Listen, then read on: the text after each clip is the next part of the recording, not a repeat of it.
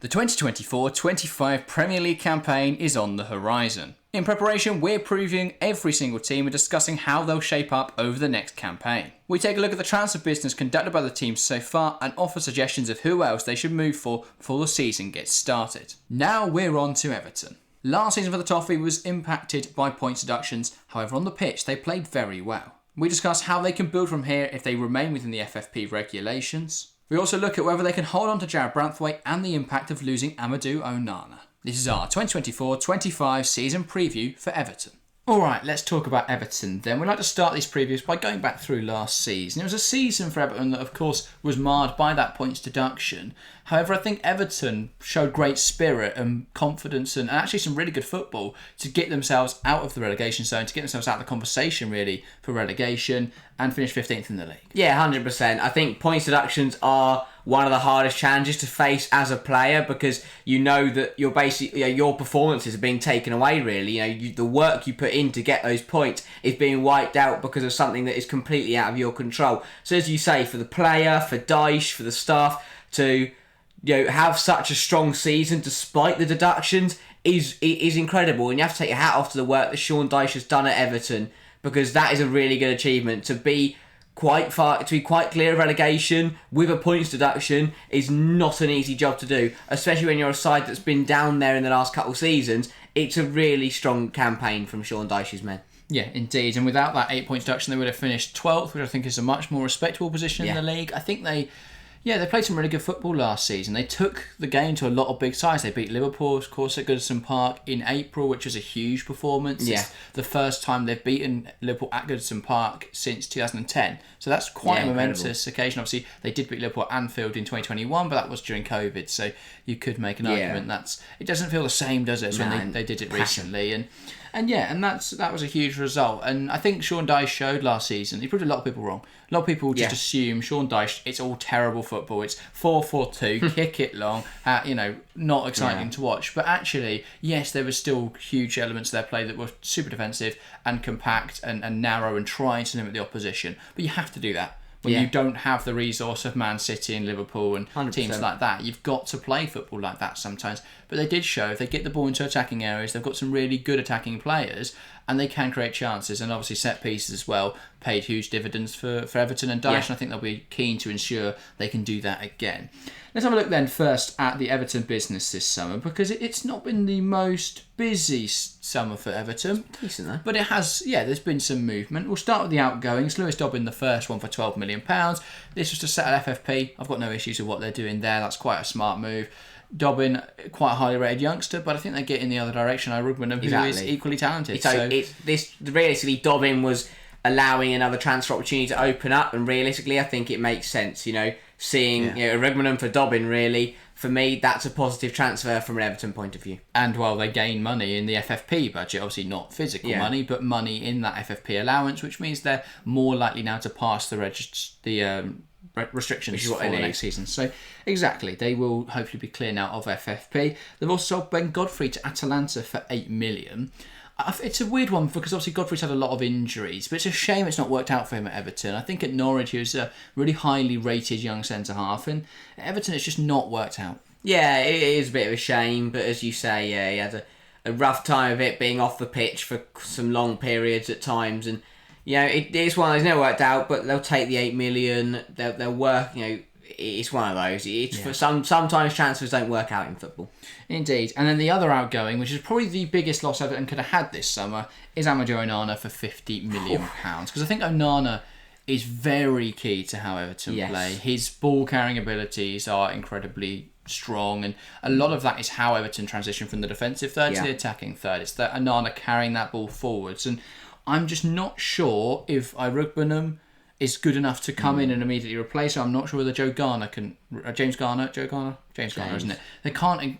I don't think those two replace what you lose with Onana, and it's very difficult to replace Onana because he is such a good player. But I feel they're going to lose a lot of that ball carrying, a lot of their ball progression without Onana in the side. Yeah, definitely. I mean, he is, as you say, is a fantastic player. He offers so much to Everton. It is a big loss, but it's also a big fee. I think, obviously, I'm not saying it's overpriced, but it's very good money for Everton. You can do a lot with £51 million.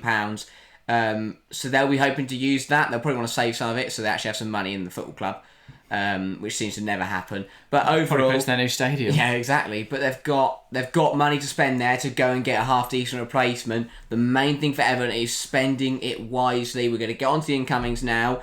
I mean, it's been a far better transfer window than what we've seen from Everton in the last few years. Yeah, I mean, it's weird. I've never seen Everton have a sensible window before. I know. But every signing looks fairly sensible. Obviously, we already spoke about Timmy Rugbenham, and while that's majoritarily for FFP, I think he offers reliable midfield cover, potentially even a starting midfielder, who is of really good quality. You know, I think Rugbenham is a good player. Yes, it was never really going to work out for him at Villa because Villa are in a different phase right now. You know, they're pushing for trying to play in the Champions League consistently. And Everton are obviously pushing away from relegation, hoping to go up the league. But I think Rugbenham's a really nice addition to that midfield. Yeah, 100%. He is a highly rated player and a very good player. And I think, as you say, whether it's a bit part role, whether it is a week in, week out starting role, I think Rugbenham is going to be a key player for Everton this season. He's going to offer a lot, and they're going to call on him to perform and deliver the quality that he possesses when they need him to. Yeah, indeed. The next signing, Iliman Ndiaye for £16 million from Marseille. I really like this. Obviously, he was at Sheffield United the season before last, and he took the Championship by storm. Sheffield United were like, we're going up to the Premier League, this is going to be really exciting, and then they had no money, and the owners had no money, so had to sell everyone. Yeah. So Ndiaye left, Sheffield United went down bottom of the league, and a lot of that was a direct link. And yeah, I think Ndiaye had a decent season at Marseille last year. I'm not sure what Marseille are doing this summer because they signed loads of players last year. They then were quite good last season in the league, and then they've just sold everyone and got a new manager. So it's an exciting summer at Marseille. But no, I think Everton can profit from that because Ndiaye at 16 million is a really good price for a player who I think could be really strong for them this season. Obviously, we've seen Abdoulaye Doucouré in that slightly higher role, and I wouldn't be surprised now if we see him drop into midfield to allow Ndiaye to play off of the striker, attacking midfield role, a little bit of a free roam player. I think in that regard, he'll do very well. Yeah, 100%. I think I would have been as you say, it's a bit of a shame that Sheffield United had to let him go because I'm very excited to see him play in the Premier League. I think he was a brilliant he had a brilliant season when he played his football in the Championship. Shame he couldn't cut to the Premier League last season with Sheffield United. But definitely at Everton, he could really thrive. I think he's a very good player, and I hope it works out for him. I hope he gets to show his talent in the top flight of English football.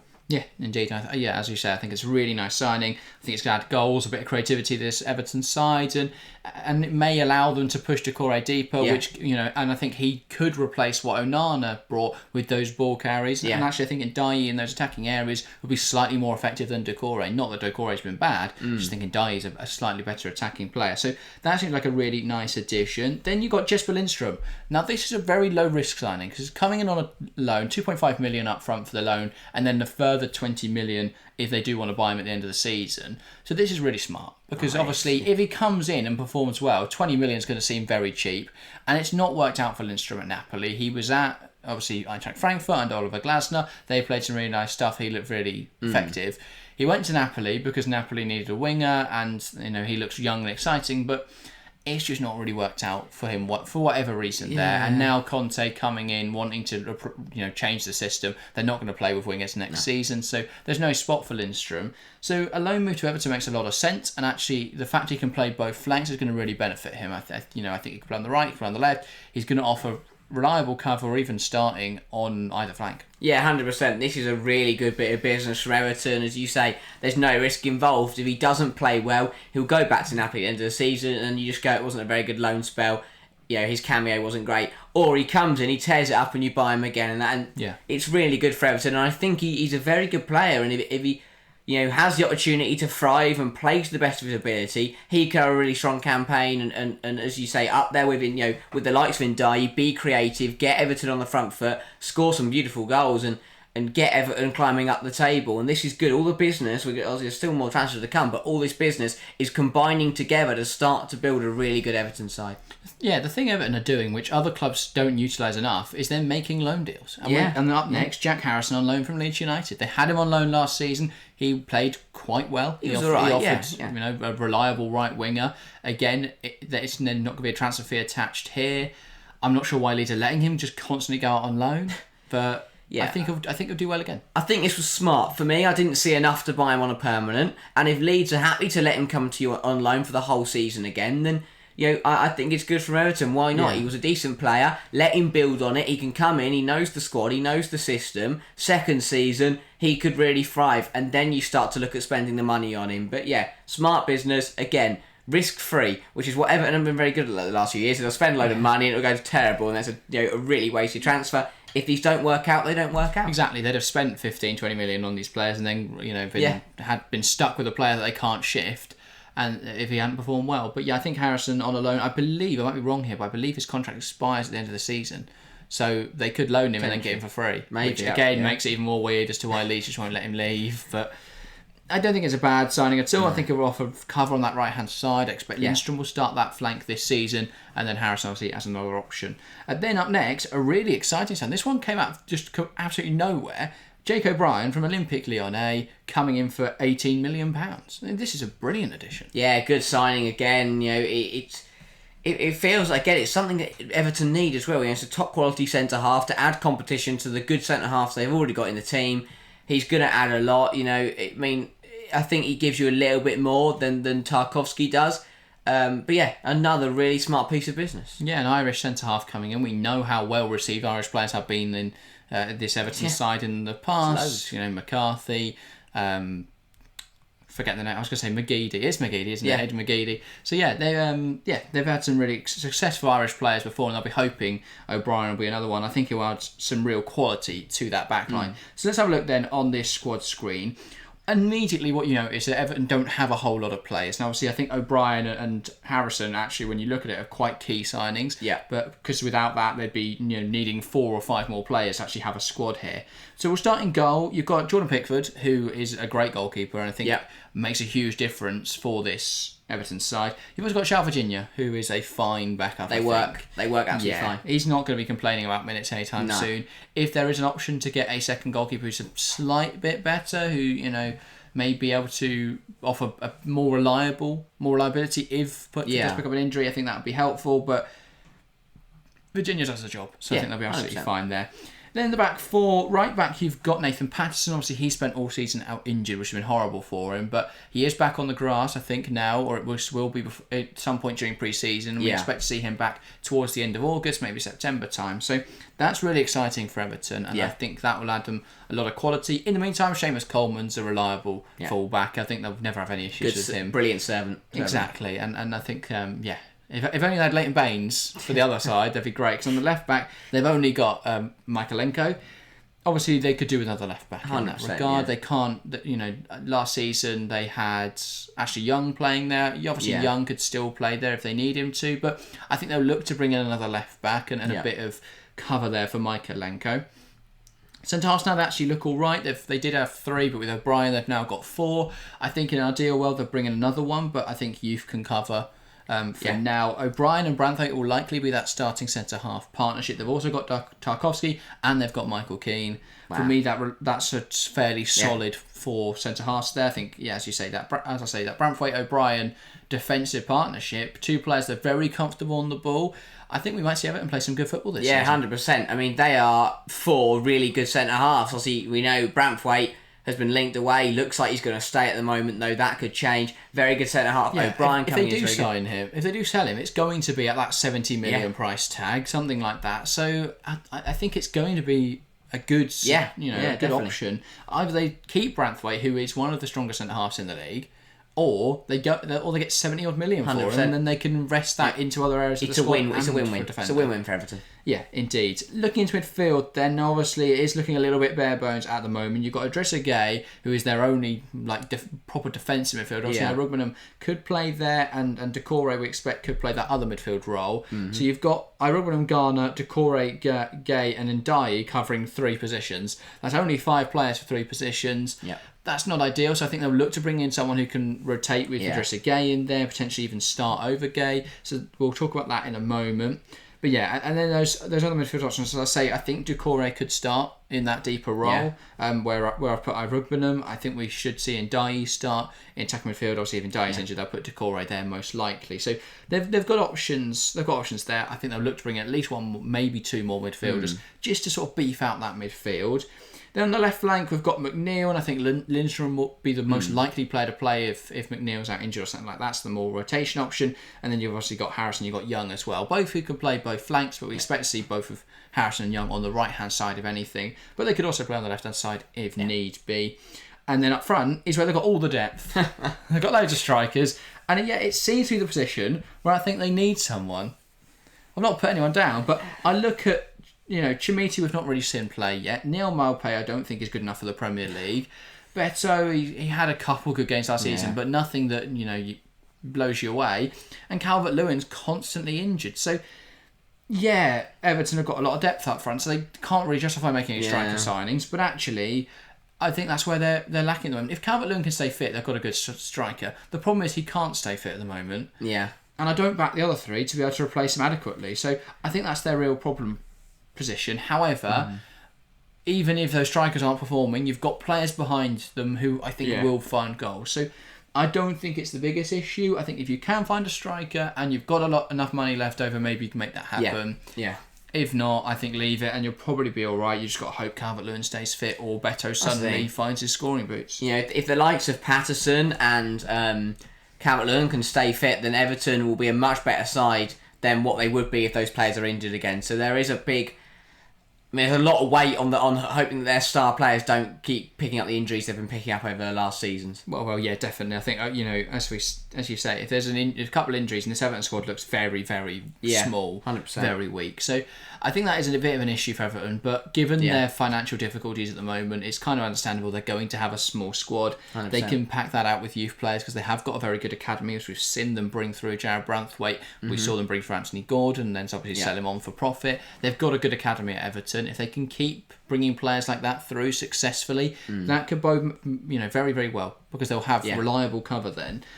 Shall we have a look at some options then who I think they should sign? So I've targeted left back and defensive midfield with these. We're going to start with defensive midfield, and this could be a loan move or a transfer if the money is there. Calvin Phillips from Manchester City. Phillips has had a very difficult time at City. He's not been given many minutes at all. No. I think it was well catalogued actually. He's not been played, an awful lot. No. He went to West Ham last season on loan. It didn't work. No, it wasn't great, no. He looked completely lost because he just hadn't played football for so long. He needs a manager who's going to believe in him. He needs a manager who's going to simplify the game for him and bring him back to his best. And I think that man could be Sean Dyche at this Everton side. Definitely.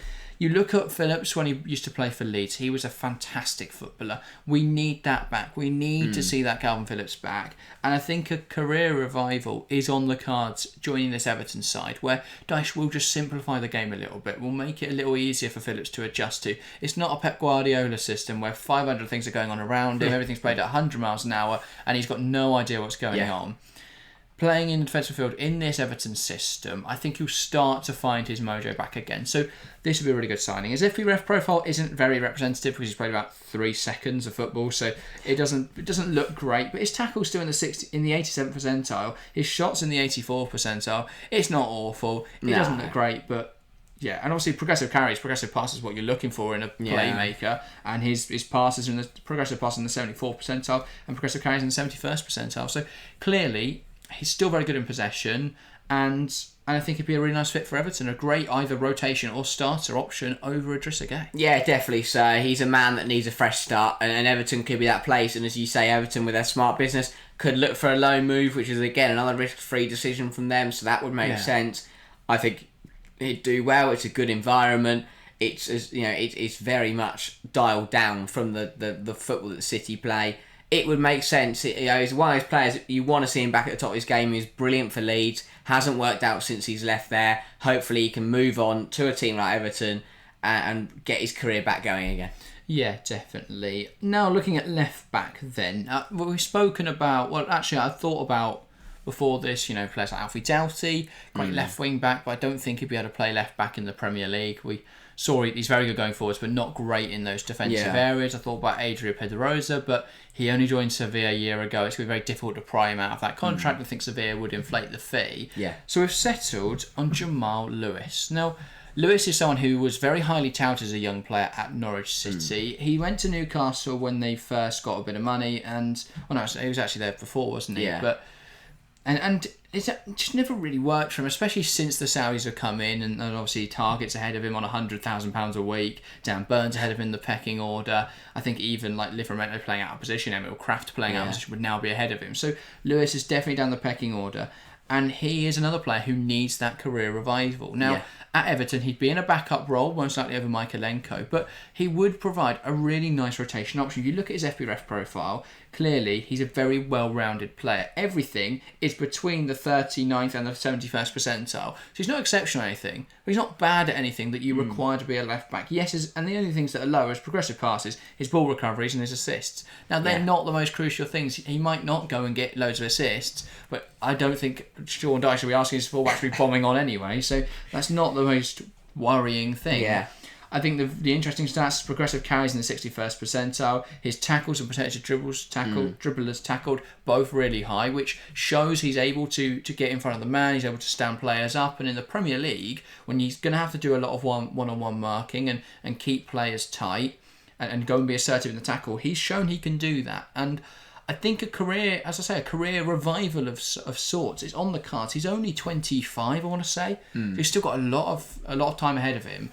And if he can get this move now to Everton, he can get playing regular football again, I think there's a lot of potential there to be unlocked. Yeah, 100%. He's one of those where he doesn't do anything like stellar, but he puts in a shift. He's perfect for your rotation. He's perfect for increasing the quality of your depth, because, as you say, he is just good at everything. He does the basics right. He's not going to make silly errors. He's going to do the right things in the right places.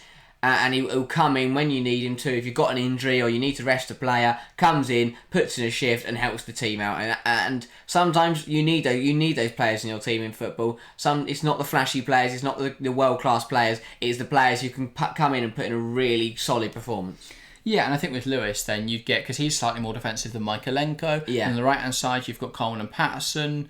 I think Patterson's slightly more defensive, I want to say. I think Coleman was great attacking right back in his day. I'm not sure he is now because he hasn't got the legs as such. But I think that would give you a nice rotation, because you'd be able to play Lewis and Coleman, or Patterson, and if he's fit, and Michaelenko, and then either the left hand side or the right hand side would be slightly more attacking, the other one's slightly more defensive. So it would give you options in that regard. And yeah, I think Lewis, coming on last 20 minutes to replace a tiring Michaelenko, just to shut down those wingers would be good. Rotating in minutes, to give Michaelenko a rest, also good. So I think he'd be a really nice option and a good addition to this Everton team. So yeah, for Everton, it's about what can they do with limited resources. Everyone's well aware of their financial situation. Everyone's well aware of their difficulties passing financial fair play restrictions. I think they've got to be smart of what they do this summer. They can't be overambitious and try and outspend their means. They've got to work with what they've got, and these signings would be doing exactly that. 100%. The only thing I think with Phillips is that's going to be a slightly inflated wage, because obviously he's at Manchester City, and now maybe City will be happy to pay about half the contribution, but even so, that's still like 60,000 a week. I want to say he's on 150, something like that. Yeah. So 70,000 a week.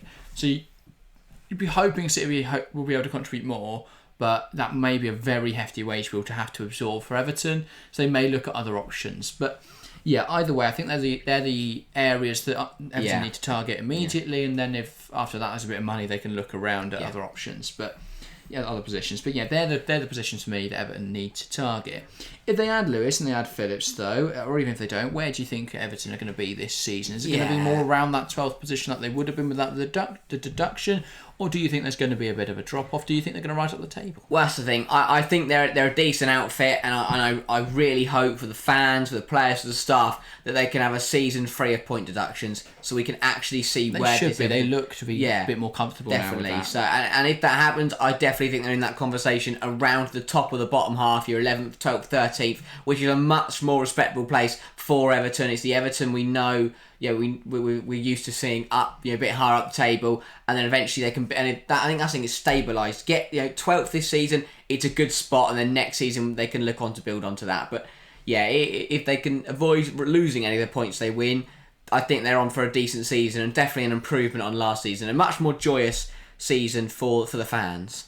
Yeah, I agree. The thing is, I look at that starting 11 and it is really strong. It is good. You know, Pickford, Patterson, O'Brien, Branthwaite, Michaelenko, Gay and Decore, Lindstrom and McNeil, with Ndiaye playing off of Calvert-Lewin. That's really strong. That is good. The problem is, if they pick up a few injuries, suddenly the squad looks really weak. So I think they'll start well. And they'll do well. Then I think towards that Christmas, January period, where they've got a few injuries and before they're able to bring in players in the January window, I think they may have a few difficult games. Because this squad is not very thick. And actually, if there is a few injuries in there, they may well struggle. If they then can bring a few more players in January, they might finish the season well. I think they'll be slightly higher than last season because obviously 12th position was where they should have been without the deduction. I think they'll be in and around that same conversation again. Yeah. I think we've got the same issue where those bottom sides just aren't of great quality. No. And I think we'll see some players, we'll see some surprises this season. I think that teams like West Ham and Fulham could be caught out here with a lot of sides in that like 11th to 15th bracket last season, making some really good moves this season, hoping to push up the table. So I think there's room in the table for Everton to exploit if they can keep fit. They've just got to keep this first team 11.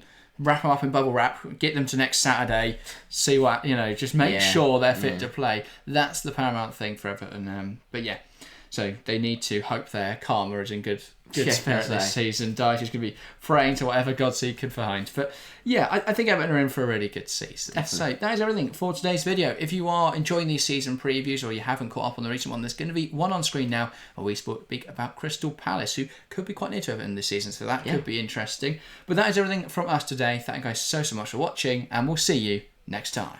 See ya.